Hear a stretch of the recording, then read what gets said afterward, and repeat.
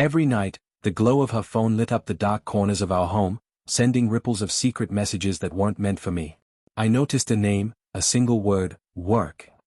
But what if work wasn't about business? What if it was a veil for something else, something forbidden? As I scrolled through her texts one unsuspecting night, my heart pounded with the premonition that this contact held a secret that would unravel the fabric of our life together. I had always believed in the quiet honesty of our shared existence. My wife, Natalie, and I had built our life on routine, trust, and the comfort of knowing each other's every quirk. Our home was a sanctuary of whispered promises, shared meals, and the steady rhythm of everyday life. Yet, over the past few months, I had noticed something unusual. Natalie was always texting someone. At first, I brushed it off as nothing more than a harmless habit, a modern quirk of staying connected with colleagues or friends. But the more I observed, the more the oddity nagged at me. It wasn't the frequency that unsettled me, it was the mysterious contact simply labeled work. I remember the first time I saw it. We were sitting in our living room one cool autumn evening, the soft light from the table lamp casting long shadows on the walls. Natalie's phone would light up with notifications, and she'd instinctively glance at it with a secretive smile before quickly tucking it away as if it were a delicate, private treasure. I initially assumed it was just part of her job, a work contact that she had to keep on her phone for business reasons. But as days turned into weeks, that assumption began to crumble. The messages seemed oddly personal, laden with emoticons and colloquial language that didn't match the sterile tone of a typical work correspondence. Curiosity, mixed with a growing sense of unease, led me to take a closer look. One evening, when the house was quiet and I was alone in our study, I found myself hesitating before unlocking her phone, a breach of trust one had never imagined I would commit. My hands trembled as I navigated to the messaging app, my mind a whirlwind of conflicting emotions. There it was, a conversation thread with the contact simply labeled work. At first, I scrolled tentatively, trying to decipher the meaning behind the innocuous title. What I found was far more personal than I had ever expected. The messages were a bizarre mix of professional updates and intimate banter.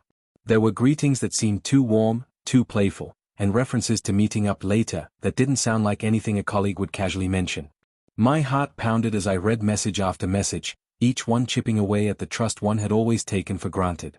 I felt as if every word was a small, deliberate betrayal, a secret not shared with me, a hidden side of Natalie that had been carefully concealed behind the mundane label of work. I tried to rationalize what I was reading. Perhaps it was a misunderstanding, a misinterpreted tone, a joke taken too literally. I told myself that maybe, just maybe, it was all innocent. But the more I scrolled, the more the inconsistencies piled up. There were messages that mentioned meeting at places far removed from our office, details about dinners, and even hints of a long-running conversation that spanned weeks. My mind reeled with the possibility that Natalie had been keeping a part of her life locked away from me, a secret life where the person behind work wasn't just a colleague, but something far more personal, something that shattered the very foundation of our intimacy. I spent the next several days in a fog of introspection and doubt. Every time Natalie's phone buzzed, I'd steal a glance, my heart skipping a beat in anticipation of another message that might confirm my worst fears.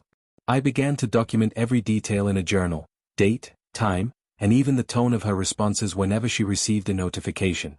The routine that once comforted me now felt like a series of red flags I had ignored for too long. I questioned every small moment, the way her eyes would brighten briefly at the sound of a message, then dim as if burdened by a secret, the slight hesitation in her voice when discussing her day, the unexplained changes in her schedule that seemed to align with those mysterious texts. One rainy evening, as I sat alone with the steady pitter-patter of raindrops against the window, I knew I couldn't live with the uncertainty any longer. The evidence was mounting, and the quiet betrayal was eating away at me from the inside out. I reached a turning point. I printed out the screenshots from the work conversation, annotated each message with the date and time, and compiled them into a digital dossier, a cold, hard record of the hidden world I had uncovered. Each printed message was a blow to my heart, a stark reminder that the trust one had once cherished was crumbling before my eyes. The digital dossier became my constant companion in the days that followed. I pored over it repeatedly, trying to find a pattern or an explanation that could somehow make sense of the evidence. The more I read, the more I realized that the messages were not random or accidental, they were deliberate, personal, and carried an intimacy that had no place in a purely professional context. I began to suspect that Natalie had been leading a double life, one where work was a clever guise to mask an affair or a secret relationship. The very thought sent a shiver down my spine and ignited a storm of emotions that I struggled to contain. Despite the growing evidence, I wrestled with a turbulent mix of denial and heartache. I recalled the countless evenings we had spent together, the laughter we had shared over dinner, and the quiet moments that once reassured me of our love. How could all of that be a lie? How could the woman I loved so deeply be hiding a part of herself so completely? The questions pounded in my mind, and with every unanswered doubt, the silence of our life grew more oppressive. I felt isolated, trapped in a reality where every mundane moment was now tainted by the possibility of deception. I began to notice subtle changes in Natalie's behavior that I had previously dismissed as quirks.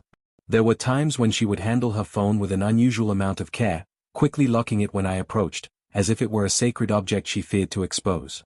The innocuous habit of texting someone named work had taken on a sinister quality, a secret signal that there was a hidden life behind her familiar smile.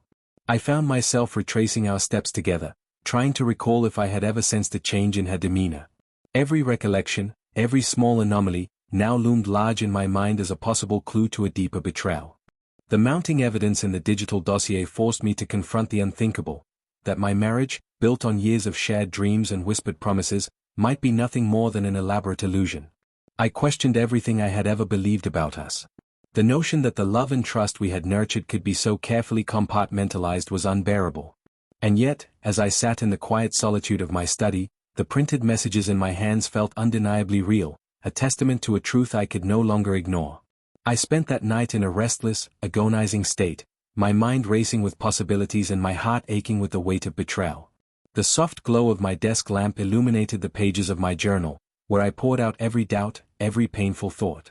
I wrote about the moments when I had felt a fleeting sense of unease, now confirmed by the stark evidence of the printed messages.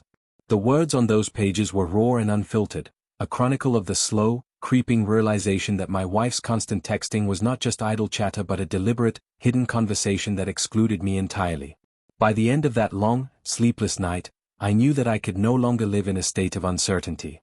The digital dossier, with every timestamp and every personal message, had woven a tapestry of betrayal too intricate to deny. I was standing on the precipice of a truth that would force me to question the very essence of our relationship, a truth that demanded confrontation and, ultimately, a painful reckoning. As dawn crept in, painting the sky with hues of sorrow and possibility, I resolved that the time for silence was over. I would have to confront Natalie, to demand an explanation for the mysterious messages and the secret contact labeled work. My heart pounded with the fear of what that confrontation would bring, yet it also beat with a fierce determination to reclaim my life from the shadows of deceit. I gathered my courage, knowing that the path ahead would be fraught with pain and uncertainty, but it was a path I must walk if I were ever to find the truth and, ultimately, the strength to rebuild. In that moment, with the evidence laid bare before me and the first rays of a somber dawn breaking through the darkness, I understood that my journey was just beginning. The dinner receipts, the tracking logs, and the countless subtle signs were all pieces of a puzzle I could no longer ignore. The truth, however painful, was now my only guide. And as I braced myself for the inevitable confrontation, I felt the unyielding resolve of a man who had finally decided to confront the hidden lies that had poisoned our life, a decision that would forever alter the course of my existence. In the wake of that inexplicable dinner receipt, one that confirmed a dinner for two on a day I had been alone, I found myself descending into an obsessive investigation that consumed my every waking moment. Every evening, I returned home to our silent apartment, only to be haunted by the memory of that receipt as if it were a specter demanding to be acknowledged.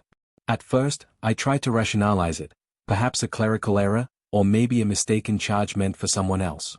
But the more I reread the bank statement, the more my heart pounded with the cold certainty that something was deeply, terribly wrong. I began by meticulously combing through our financial records. With a magnifying glass on every transaction, I scanned for anything that didn't fit our routine. Every line of our bank statement had once been a reassuring testament to our shared life, a record of grocery runs, utility payments, and small indulgences. But there, amidst the mundane, was that dinner receipt from Le Petit Gourmet, a restaurant we had never visited together.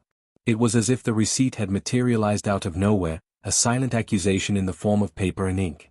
I scribbled notes in a battered notebook, the date, the amount, the restaurant's name, and, above all, the nagging question, who was the other guest? As days passed, the mystery began to expand. I recalled that day with disquieting clarity. I had been home alone, in the quiet stillness that I usually relished. No one had come by, no calls or texts disrupted my solitude. And yet, the bank statement told a different story. I started cross-referencing that date with our personal calendar, only to find that nothing had been planned, no dinner date, no celebration that could justify the charge. I felt a chill run down my spine as I began to connect the dots. Had she been sneaking out, using our shared account as a cover for an affair? Every thought sent a surge of panic through me, and I realized I was now forced to confront a possibility I had long feared. I mustered the courage to delve deeper. Late one night, after a sleepless vigil in our living room, I retrieved her phone from our bedside table. It wasn't that I intended to invade her privacy, I had always trusted her, but the mounting evidence made my mind tremble with a desperate need to know the truth. I navigated to her messaging app, my fingers hesitating over the screen as I scrolled through countless conversations. I looked for any mention of Le Petit Gourmet or a reference to a dinner, a rendezvous, anything that might confirm my suspicions. Every message was carefully perused, each one now loaded with new meaning. I found nothing overtly incriminating in the messages, yet several conversations had an undercurrent of evasiveness that I had once overlooked. In a haze of disbelief and sorrow, I recalled subtle hints from previous weeks, her unexplained absences on certain evenings, the way she suddenly became guarded with her phone, and even the occasional flicker of guilt in her eyes when our gazes met unexpectedly. Those moments, once insignificant in the flow of our everyday life, now coalesced into a damning pattern. I felt as if I were piecing together a puzzle, each missing piece forming an image of betrayal that I never wished to see. Driven by the need for further proof, I began to check other aspects of our life together. I reviewed our social media posts, our email exchanges, even old photos that might hold clues. I wondered if she had ever mentioned the restaurant or if a new friend had been spotted with her in a setting that didn't match the life I thought we shared. In one thread of an innocuous conversation, a comment caught my eye, a friend casually mentioning, "We should all go to Le Petit Gourmet next time." That single remark sent my mind reeling with suspicion. Had she been dining there recently? And if so, with whom? I revisited her photos from that period, scrutinizing every detail. The evidence was elusive but the patterns began to emerge, a lunch here, a seemingly random visit there. The dinner receipt was not an isolated mistake, it was the tip of an iceberg of secrets. Every evening thereafter, I grew increasingly cautious and vigilant. I started jotting down observations in a separate notebook, the time she left for work, the slight changes in her routine, even the cadence of her voice when she mentioned her day. I felt a growing tension within me, a mixture of anger and sorrow that was impossible to contain. I couldn't shake the thought that, with every unaccounted expense, she was constructing a double life that I had been blissfully unaware of. The once familiar rhythm of our life was now punctuated by moments of eerie silence and unexplained behavior. I began to wonder if I should confront her immediately. My heart ached at the thought of the inevitable explosion, yet the uncertainty was a poison I could no longer endure. I grappled with the decision. Should I wait until I had gathered every scrap of evidence, every subtle hint, or should I face her head-on now, hoping to salvage some remnant of our shattered trust? The conflict within me was as fierce as it was paralyzing, a battle between my desire to hold on to the past and the painful need to uncover the truth.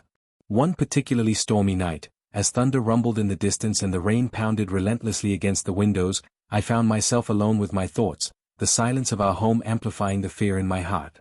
I stared at the dinner receipt, its ink still glistening in the light of my desk lamp, and felt as if it were a ticking clock counting down the moments until the truth would be forced into the open. I decided that I could no longer postpone the confrontation. I had to know the full extent of her deception, to force an honest discussion that would either save our marriage or shatter it irreparably. That night, I drafted a careful outline of the conversation I intended to have with her. I recorded every question I needed to ask. How long had she been dining at that restaurant? Who had she been with? Had there been more receipts, more secret outings? I rehearsed my words over and over, each repetition a mix of trembling anger and a desperate plea for understanding. The process was excruciating. Every word I practiced cut through the layers of trust and silence that had built up over the years. In the quiet solitude of my study, with the digital dossier of anomalies spread before me, a patchwork of screenshots, bank records, and my own frantic notes, I felt the full weight of my isolation. I realized that the simple dinner receipt was only the beginning, a single thread that, once pulled, unraveled the entire tapestry of our shared life.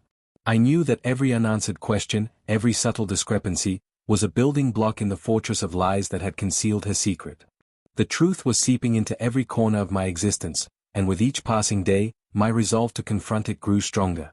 I reached out to a friend, a confidant who had always been the keeper of my heart's secrets, and shared my mounting suspicions.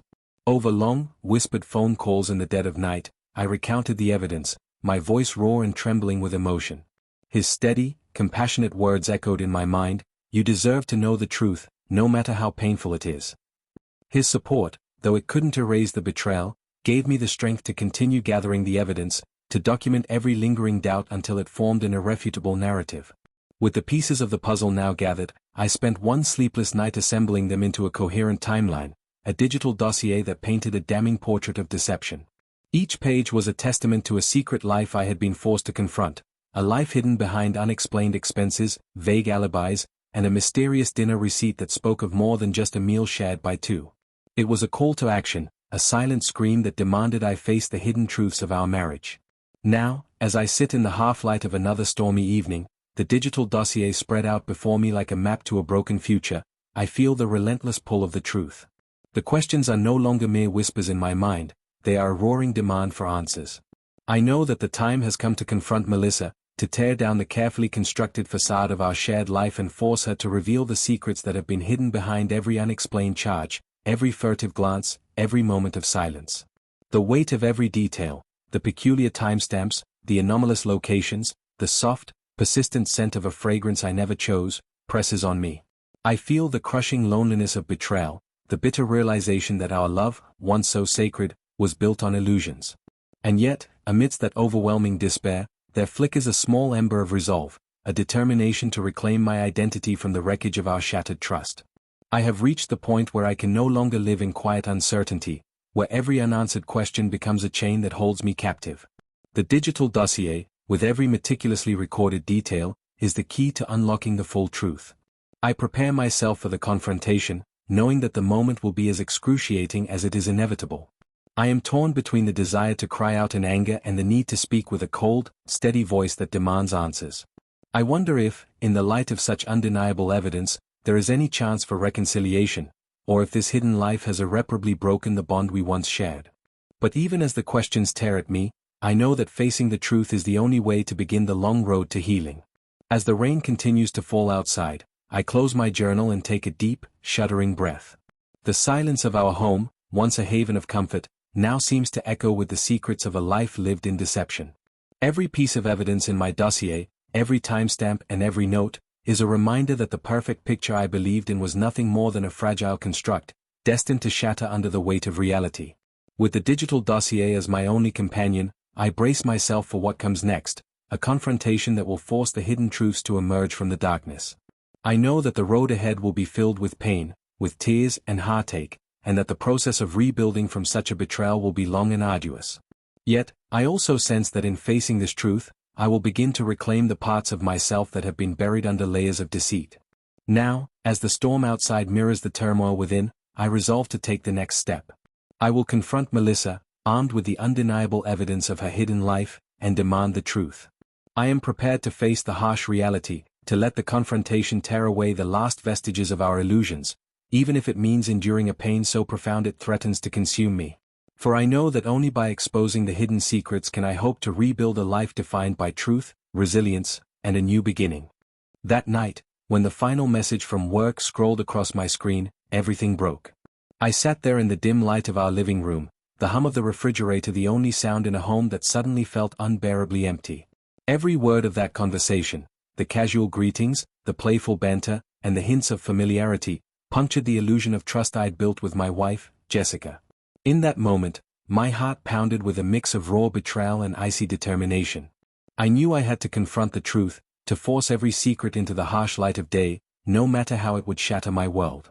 For years, I had prided myself on the stability of our life together. Jessica and I shared a comfortable routine, filled with weekend breakfasts, quiet dinners, and an effortless intimacy that many envied. Our home was a sanctuary where every night, as we retired side by side, I believed we were wrapped in a shared honesty that could withstand any storm. And yet, little did I know that behind every loving smile lay a hidden conversation, a conversation with someone named work.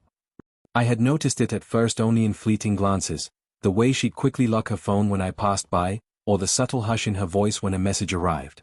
I told myself it was nothing, perhaps just the demands of her job, a necessary distraction in a busy day.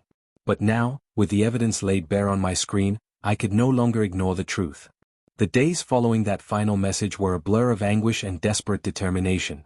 I spent countless hours rereading our bank statements, cross-referencing our calendars, and, most painfully, scrolling through her messages to find more clues.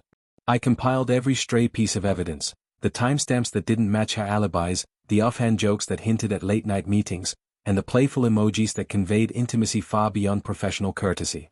My hands shook as I printed out screenshots and annotated them in a battered notebook. I created a digital dossier, each file a stark reminder of the betrayal that now redefined every memory I had once cherished.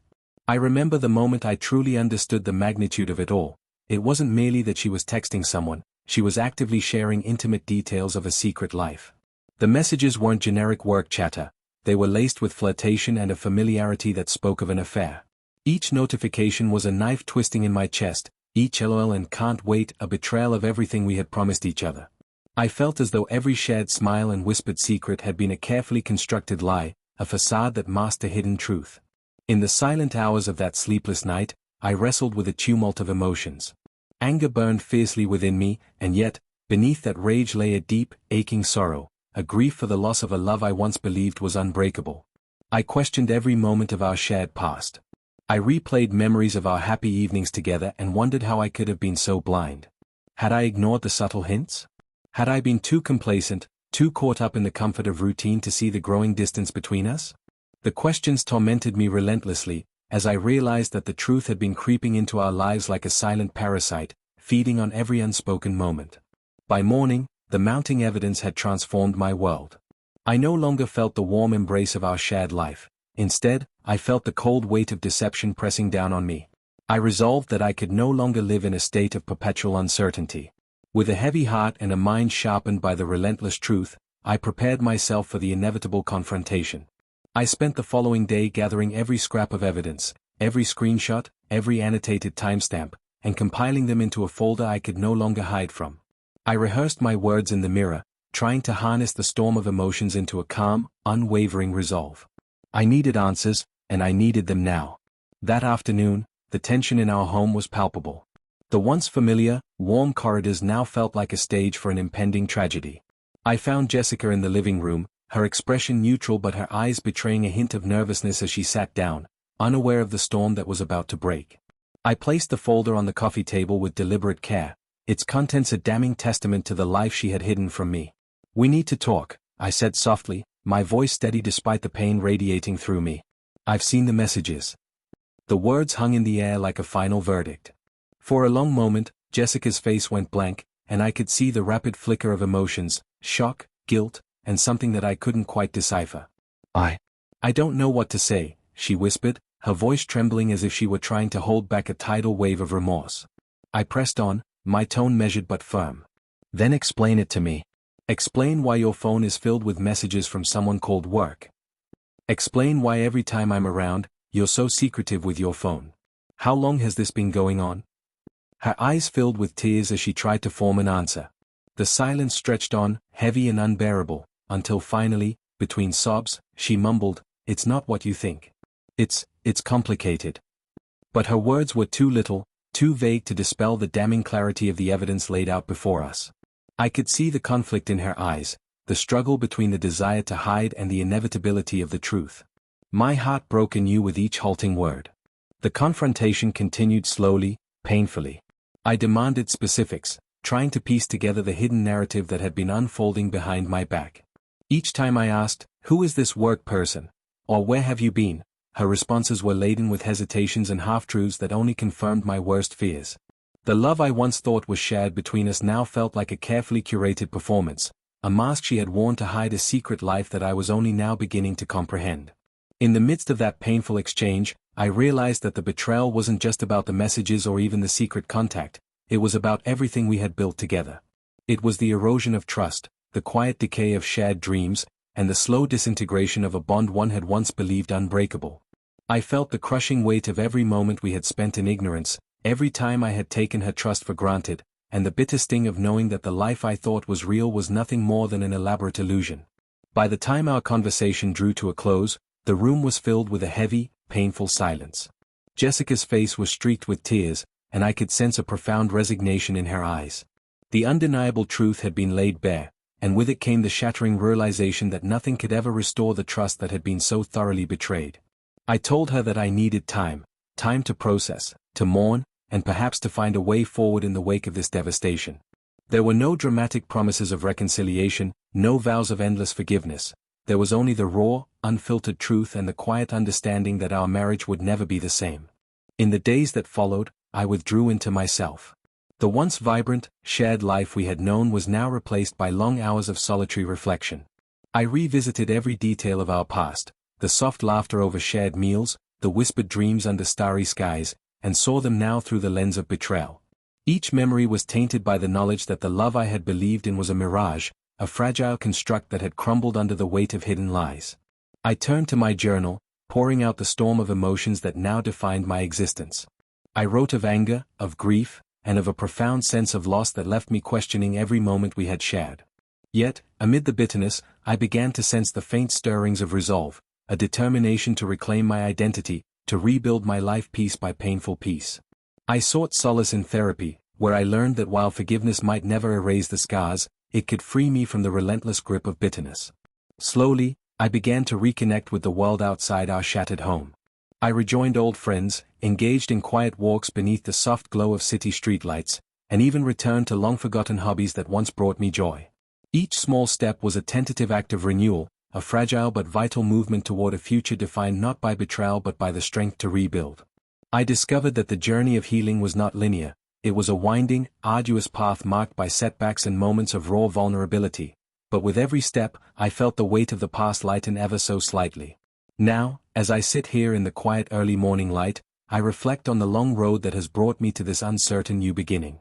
The confrontation with Jessica was the most excruciating moment of my life, a moment when the truth, so brutally exposed, left nothing but fragments of a shared past. Yet, even as I mourn the loss of the perfect illusion we once lived by, I recognize that this painful truth is also the catalyst for my rebirth. I have learned that while betrayal may scar the soul, it also imparts a wisdom that no facade of perfection can offer. I have begun to see that I am more than the sum of the lies that once defined my marriage. I am a man forged in the crucible of betrayal, and though my heart bears the marks of that pain, it also beats with the unyielding promise of renewal. Every scar is a reminder of my resilience, every tear is a testament to my capacity to feel deeply, and ultimately, to rise above the darkness. I choose to see this chapter not as the end of our story, but as the painful beginning of my own journey toward a future built on truth, self-respect, and the hard-won strength of forgiveness. As I move forward, I carry with me every painful lesson, every whispered secret that once threatened to tear me apart. I have come to understand that while I may never fully erase the memory of Jessica's betrayal, I can reclaim my life by embracing the truth and allowing it to guide me toward a new identity. I am determined to build a future where the echoes of the past no longer hold me captive, where trust can be rebuilt, however imperfectly, and where I can finally find peace in the knowledge that I survived the storm of deception. This is my rebirth, a slow, arduous process of letting go, of finding the strength to forgive not just her, but myself, for allowing the shadow of betrayal to obscure the light of what was once a beautiful love. I step into the uncertain future with cautious optimism, aware that the road ahead will be filled with lingering doubts and moments of raw vulnerability. But I also know that every step I take, every new day that dawns, is a testament to the resilience of the human spirit. I choose to believe that even when our world is shattered by the truth, we have the capacity to rebuild, to transform our scars into symbols of survival and our heartbreak into the foundation of a more authentic, self-defined future. And so, as the first rays of a new day break over the horizon, I take a deep, steadying breath and prepare to move forward. I will honor the truth that has irrevocably changed my life, using it as the cornerstone for a future built on honesty and courage. Though the journey is long and the wounds are deep, I know that with each step, I am reclaiming the pieces of my soul that were lost in the betrayal. I am forging a path toward renewal, one marked by the painful beauty of growth, the quiet strength of forgiveness, and the unyielding belief that even in the darkest of times, the promise of a new dawn awaits. This is my story, a story of betrayal, of heartbreak, and ultimately, of the fierce determination to rise again. And as I continue on this long, uncertain road, I hold on to the hope that every ending, no matter how devastating, is simply the beginning of a new, more authentic chapter in the journey of life.